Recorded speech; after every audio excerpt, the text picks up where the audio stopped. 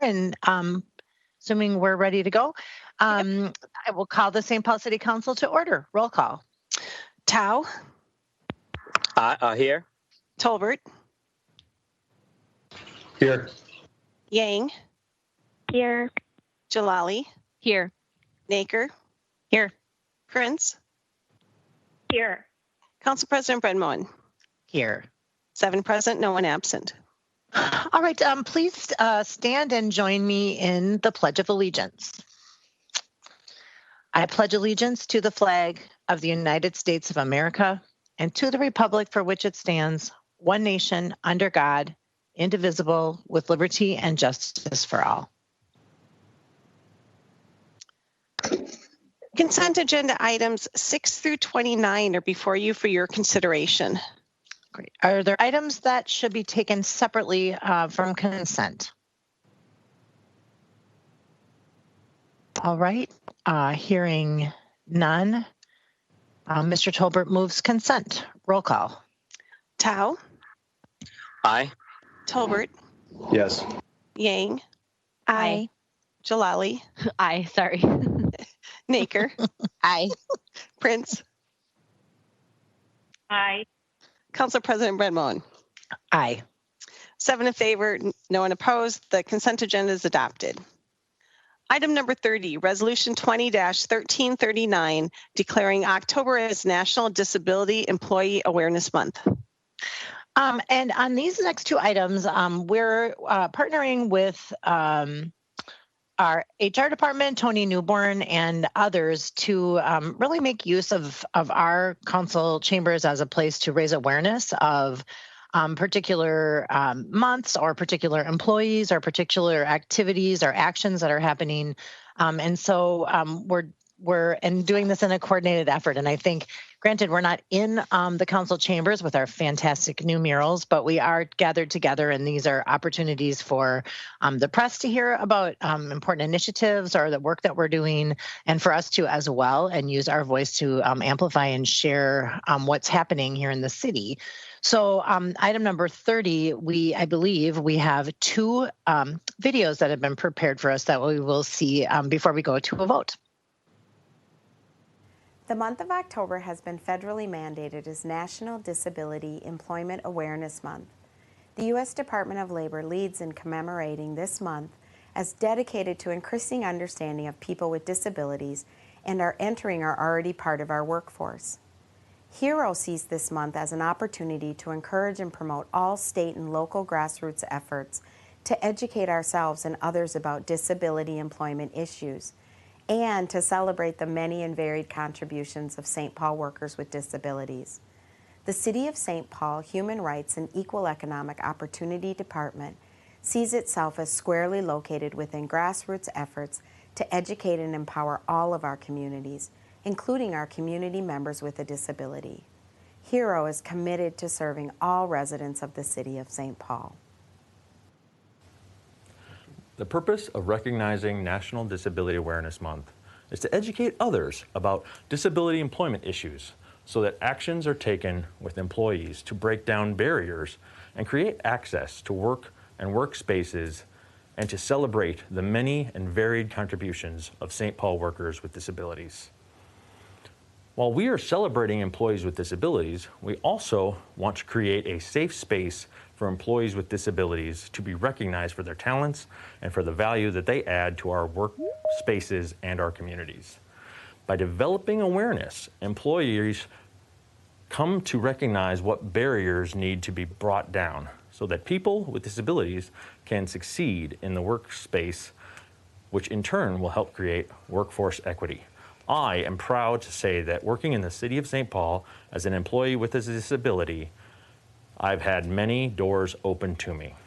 I am driven to make sure that not only our employees with disabilities are served, but also our residents with disabilities being served by the City of St. Paul.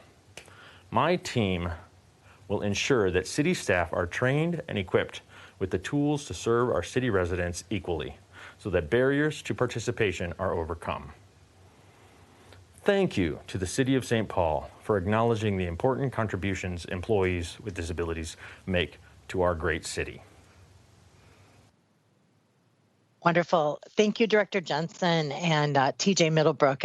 That's a first for us, and it's wonderful to have you here virtually taken to the next level. But wonderful to have you here presenting this way. And I do believe that as a result of COVID, we've been able to add subtitling to our meetings, which is something that we weren't able to do in the past. So this is these are one of the many silver linings of our of COVID. There's plenty of things that are downsides, but closed captioning is definitely an upside. I see Ms. Naker's hand is up.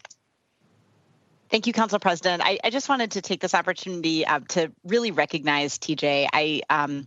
I appreciated everything you said in the video, and I got the opportunity to work really closely with TJ when I was starting my City Views interview series, and I had a request for ASL interpretation, and TJ was just so helpful in connecting me with the service that would provide that interpretation, and then also helping me think through how to design future community events so they would be more accessible.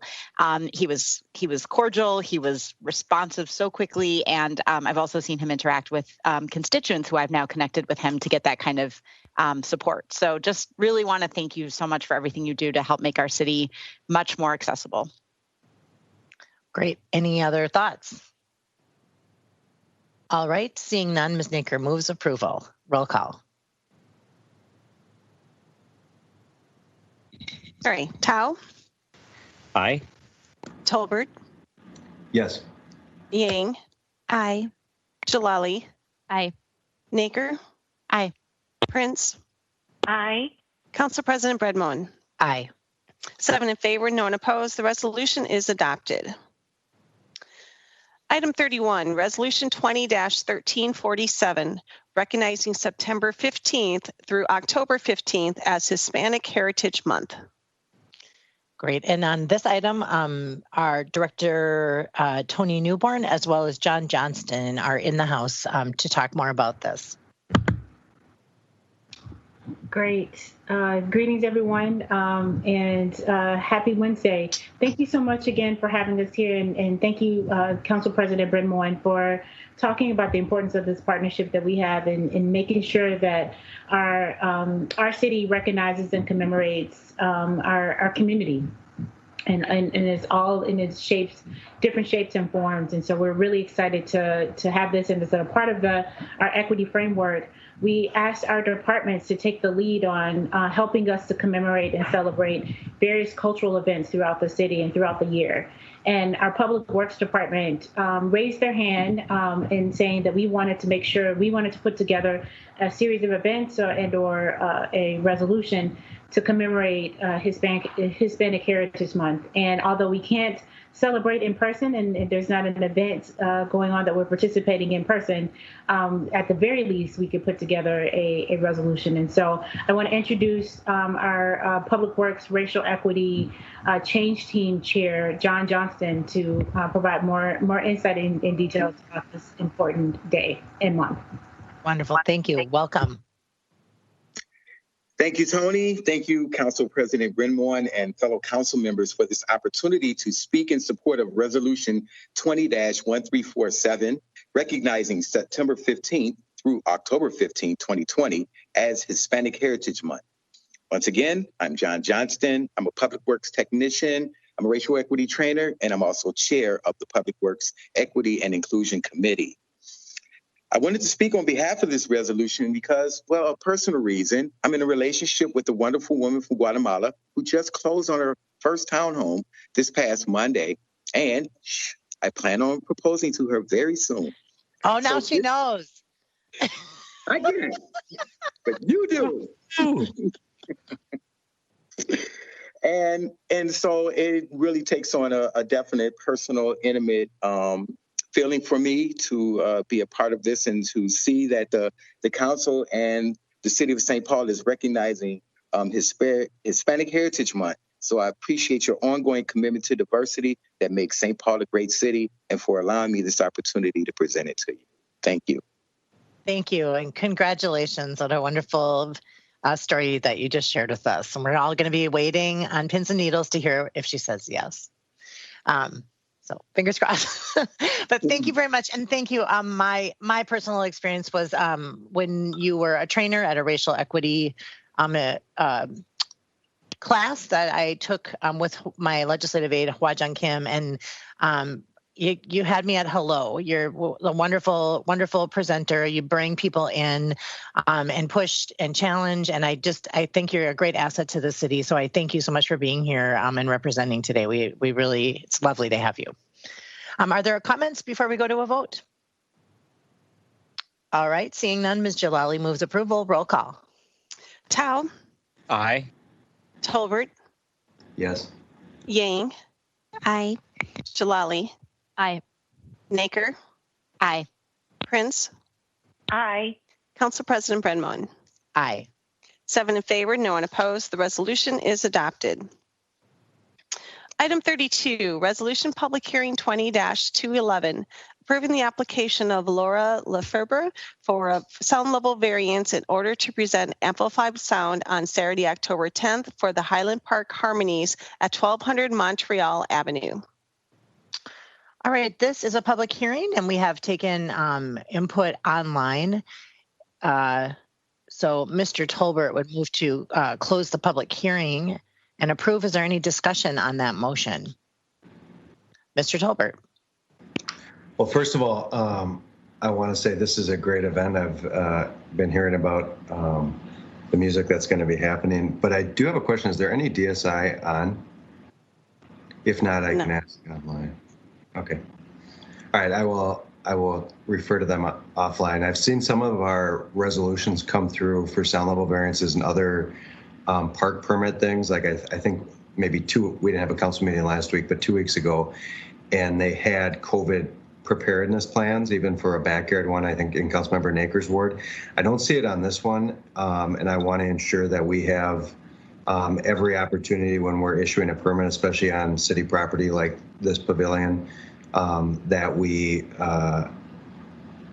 just a basic COVID preparedness plan and reminder that all people, even if they're outside, will be wearing a mask. I've seen, at the soccer games and stuff like that with Santa and the other foundations, the parents don't wear masks, and I think we need to put more pressure on people to do that. And I don't have any reason to believe this specific thing, so this is more of a general question, but if DSI is watching, maybe they can follow up and get us a note on that. But I think we should do that in every permit we have going out. And Mr. Tolbert, for clarification, your request is to DSI to share what part of the new permitting plans include COVID preparedness as well.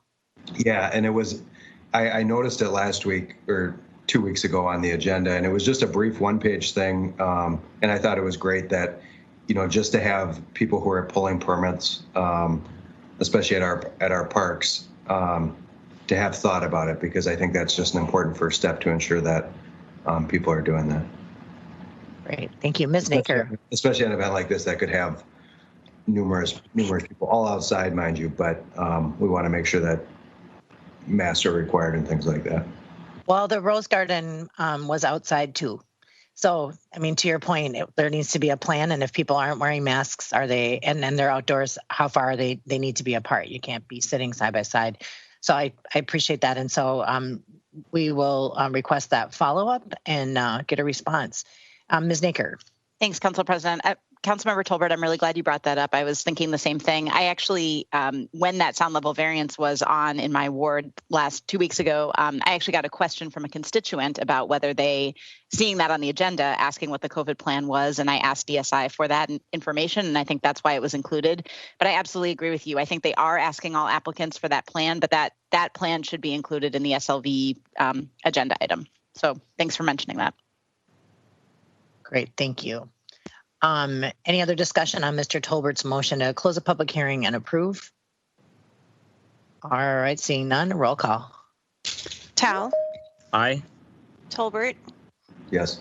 Yang, Aye. Jalali, Aye. Naker, Aye. Prince, Aye. Council President Brenmoen. Aye. 7 in favor, no one opposed. The public hearing is closed and the resolution is adopted. Item number 33, Resolution Public Hearing 20-212, approving the application of Carrie D'Amato for a sound level variance in order to present amplified music on Saturday, October 10th for the Nat Smith wedding at 7 Heather Place. All right, and comments have been taken online. So Ms. Naker would move to close the public hearing and approve. Is there discussion on that motion? All right, seeing none, roll call. Tao, Aye. Tolbert, Yes. Yang, Aye. Jalali, Aye. Naker, Aye. Prince, Aye. Council President Brenmon. Aye.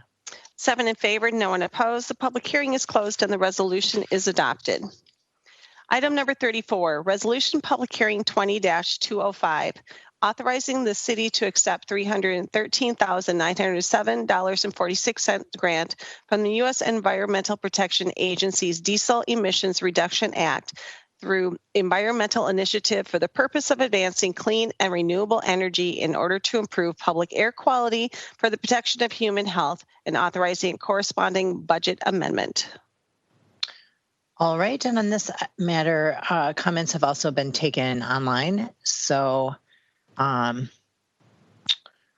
Jalali would move to close the public hearing and approve. Is there discussion on that motion? All right, seeing none, roll call. Tao, Aye. Tolbert, Yes. Yang, Aye. Jalali, Aye. Naker, Aye. Prince, Aye.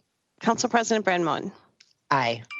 7 in favor, no one opposed. The public hearing is closed and the resolution is adopted. Item 35, Resolution Public Hearing 20-190, approving the request of District Energy St. Paul, Inc. to amend district cooling rates for fiscal year 2021. All right, and comments have been taken online and over the phone on this item. So as such, Ms. Naker would move to close the public hearing and approve. Any discussion on that motion? Seeing none, roll call. Tao, Aye. Tolbert, Yes. Yang, Aye. Jalali, Aye. Naker, Aye. Prince, Aye. Council President Brenmon. Aye. 7 in favor, no one opposed. The public hearing is closed and the resolution is adopted. Item 36, Resolution Public Hearing 20-204, authorizing the Office of Financial Empowerment to accept a $550 gift in the form of gift cards from Target for a college-bound St. Paul event. All right, comments have been taken online and over the phone. As such, Ms. Yang moves to close the public hearing and approve. Any discussion on that motion? Seeing none, roll call. Tao, Aye. Tolbert, Yes. Yang, Aye. Jalali, Aye. Naker, Aye. Prince, Aye. Council President Brenmon. Aye. 7 in favor, no one opposed. The public hearing is closed and the resolution is adopted. And Ms. Item Moore, 30 before you move on, I would like to just ask again, maybe we can get some follow-up on this, but it seems onerous to me that we would need to put a resolution in to accept a gift as, grateful to receive the gift, but for $550, this seems like something that could be administrative. Is there any, can we get some follow-up on what that minimum cap is? Is it $500 and they just popped over the top? Is it something that hasn't been looked at for a significant amount of time and maybe needs to bump up a little bit higher, but it does seem a bit onerous to have to approve, have them go through the process to have a $550 gift card approved by the city council. So just a request to our city attorney's office. Thank you. Item 37, Resolution Public Hearing 20-206, ratifying the assessments for replacement of lead water service line on private properties during April to June 2020. And on this item, public hearing has been taken online and over the phone. As such, Mr. Tao moves to close the public hearing and approve. Any discussion on that motion? All right, seeing none, roll call. Tao, Aye. Tolbert, Yes. Yang, Aye. Jalali, Aye. Naker, Aye. Prince, Aye. Council President Brenmon. Aye. 7 in favor, no one opposed. The public hearing is closed and the resolution is adopted. Item 38, Resolution Public Hearing 20-207, ratifying the assessments for replacement of lead water service line on private property during March 2020 at 1008 Portland Avenue.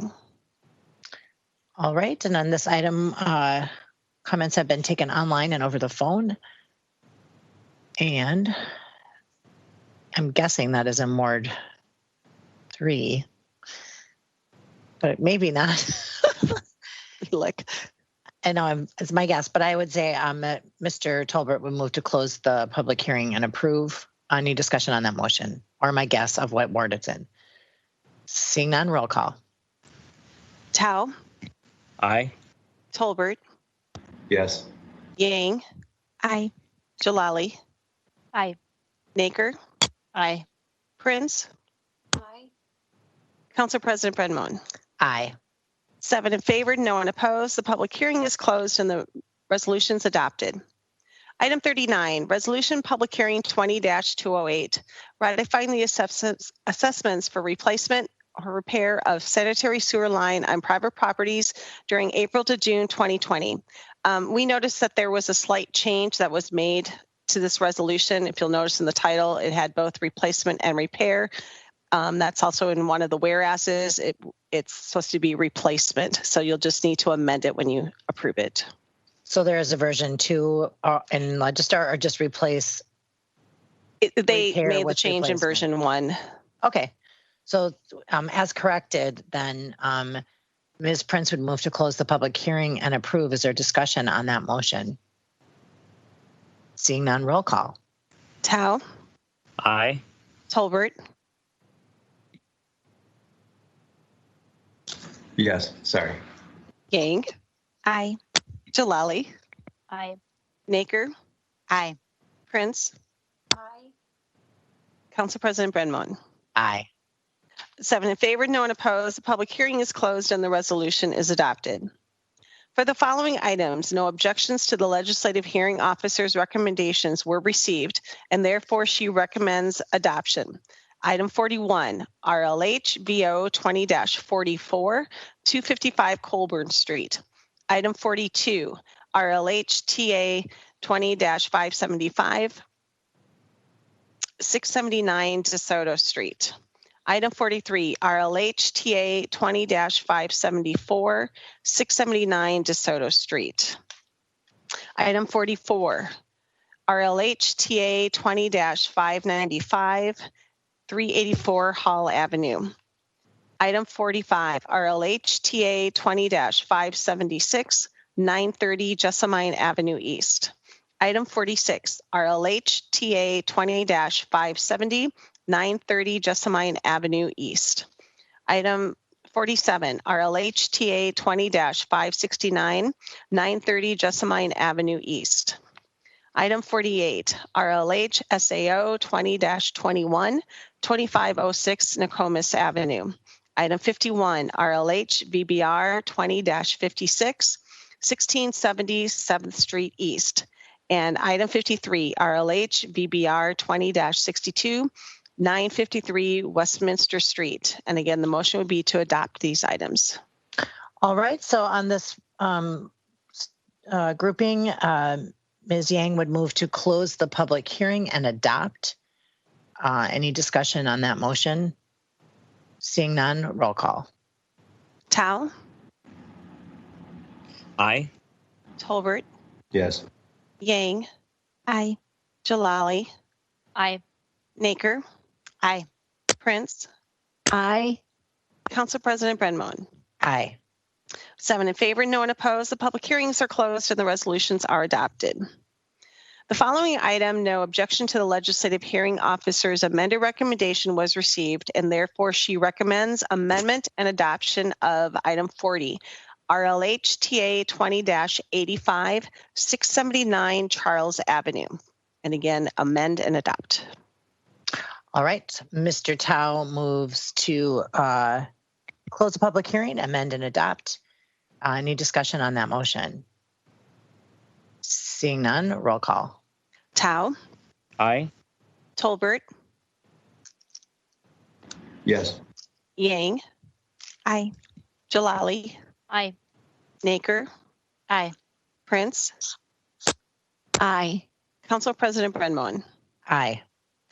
7 in favor, no one opposed. The public hearing is closed and the resolution is adopted as amended.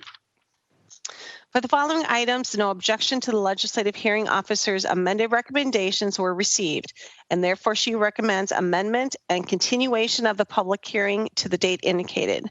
Item 49, RLH TA 20-143, 1090 Ross Avenue, continue to January 6th. And item 52, RLH TA 20-172, 882 Westminster Street, continue public hearing to April 22nd. So the motion is to amend and refer these items to the dates indicated. All right. So moved by Ms. Yang. Is there any discussion on that motion? Seeing none, roll call. Tao, Aye. Tolbert, Yes. Yang, Aye. Jalali, Aye. Naker, Aye. Prince, Aye. Council President Brenmoen. Aye. 7 in favor, no one opposed. The resolutions are amended and the public hearings are continued to January 6th and April 22nd, respectively. For the following items, the legislative hearing officer recommends referring the item to the legislative hearing on October 13th. For item 54, RLH RR 20-32, 901 York Avenue.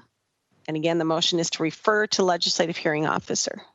All right. So moved by Ms. Yang. Any discussion on that motion? Seeing none, roll call. Tao, Aye. Tolbert, Yes. Yang, Aye. Jalali, Aye. Naker, Aye. Prince, Aye. Council President Brenmoen. Aye. 7 in favor, no one opposed. The resolution is referred to the October 13th legislative hearing. For the following item, the legislative hearing officer recommends the public hearing be continued to October 14th. Item 50, RLH RR 20-40, 1179 7th Street East. And again, the motion is continue the public hearing. All right. So moved by Ms. Yang. Is there any discussion on that motion? Seeing none, roll call. Tao, Aye. Tolbert, Yes. Sorry. Yang, Aye. Jalali, Aye. Naker, Aye. Prince, Aye. Council President Brenmoen. Aye. 7 in favor, no one opposed. The public hearing is continued to October 14th. And that was our last item. Woohoo. So I am looking to my colleagues to see if anyone has news from the ward, from St. Paul, or just news that they'd like to share before we adjourn. Ms. Prince. Thank you. On Monday, which is Indigenous Peoples Day, the Lower Phelan Creek Project will be doing a 2-hour launch of the Walk-in Teepee Center project. It will begin at, let me see here, it's from 6 to 8 p.m. Monday, October 12th. It's a virtual event to celebrate Indigenous Peoples Day. To sign up, go to the lowerphalancreek.org website /events and register. And the event will include a conversation with a Reverend Dakota Elder Faith Spotted Eagle and her niece Gracie Horn about the nature of sacred sites.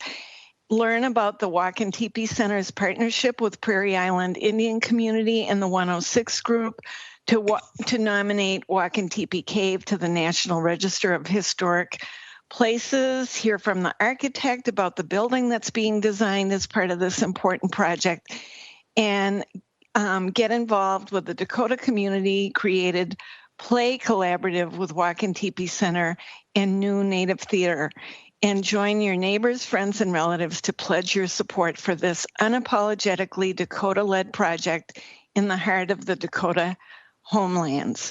Again, go to the lowerfallencreek.org/events to register. Thanks so much. Thank you, Ms. Prince. Ms. Yang. Thank you. This past week, I had several people who reached out to me about where they can get tested for COVID. And so I wanted to just share about a couple of locations coming up for this upcoming week. And while there are many locations where you can get tested, like a nearby clinic, I just wanted to make sure people knew about this. So I'm constantly checking on the Ramsey County website for these updates.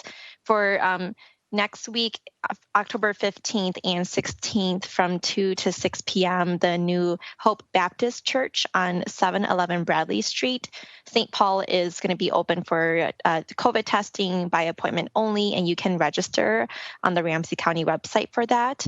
And then on October 17th, from 1 to 6 p.m., they'll be doing testing at the Aldrich Arena. So that's very close to Ward 6 in the east side of St. Paul here, testing by appointment only, and you can also register on the Ramsey County website. And we're always constantly posting this on our Ward 6 Facebook too. So if you want to follow us there, feel free to do that. Thanks. Thank you.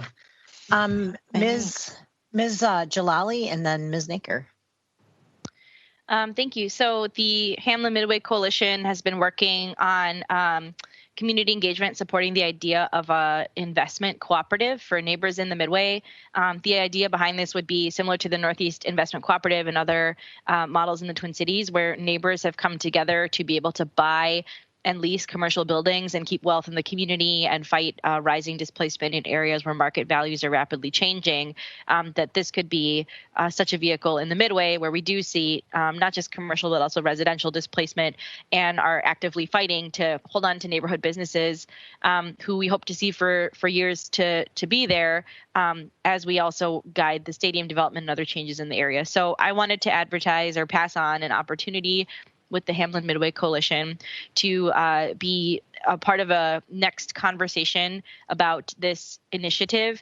It is happening on October 13th. I believe it's at 1 p.m. And if you look up Hamlin Midway Coalition and see their Facebook events, you can find it. It's the Hamlin Midway Investment Co-op. I think this is a great way if you want to support the Midway. You don't have to be a Midway resident, but we know that it's going to take us literally millions of dollars to rebuild following damages that our community experienced during the civil unrest and then the previous emergency we were in that continues to happen of the pandemic. This is a great way to support a neighborhood community wealth effort. So give that a look, and I'll probably keep hyping it up in the days and months to come because we're really excited about this effort. Thanks.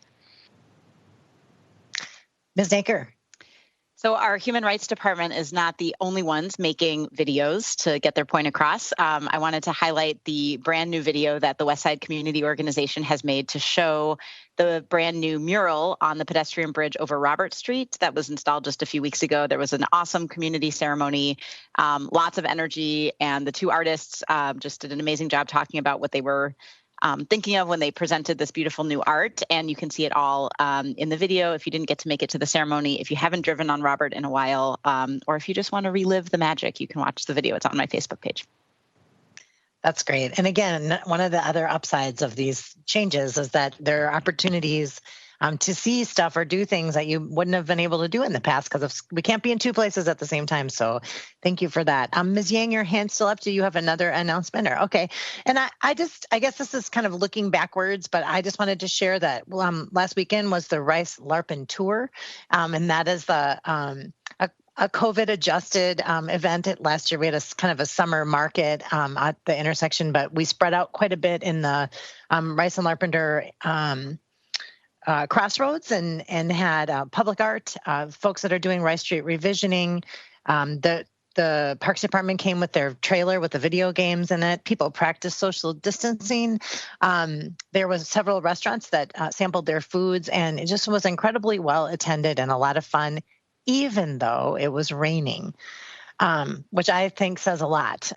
It was not pouring, it was like drizzling, but sometimes that can really put a dent in events, and nevertheless, it was a lot of fun. And all three cities, Maplewood, Roseville, and St. Paul participated, as well as Ramsey County, and so many of our partners and business owners. And it was wonderful. And I want to thank the Rice Carpenter Gateway Coalition and leadership there, Kim O'Brien, for pulling off another great event and making those 3 cities feel like one neighborhood and a place where people choose to live instead of just end up living. So it was a great event.